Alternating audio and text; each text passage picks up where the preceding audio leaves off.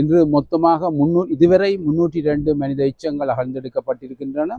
அத்தோடு அடையாளம் காணப்பட்டவை மனித எலும்புக்கூட்டு தொகுதிகள் 318 காணப்படுகின்றது.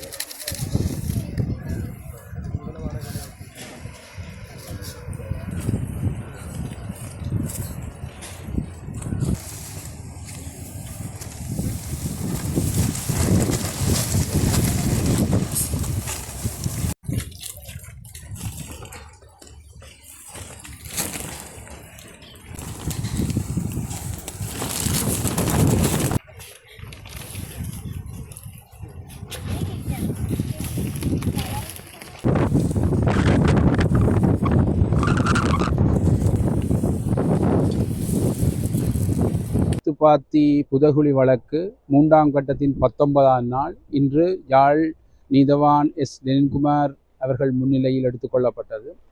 இன்று புதிதாக 4 மனித எலும்பு எச்சங்கள் அகழ்ந்தெடுக்கப்பட்டன. அத்தோடு 16 மனித எச்சங்கள் அடையாளம் காணப்பட்டன. இன்று மொத்தமாக இதுவரை 302 மனித எச்சங்கள் அகழ்ந்தெடுக்கப்பட்டிருக்கின்றன. அத்தோடு அடையாளம் காணப்பட்டவை மனித எலும்புக்கூட்டு தொகுதிகள் 318 காணப்படுகின்றது.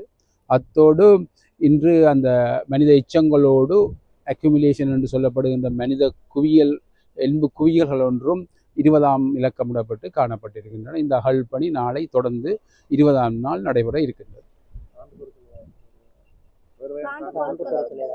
இன்று சான்று பொருட்கள் ஒன்றும் எடுக்கவில்லை. ஒரு குறிப்பிட்ட பகுதிகள் 6 மனித எச்சங்கள் ஒரே அளவில் போடப்பட்டு காணப்படுகின்றன.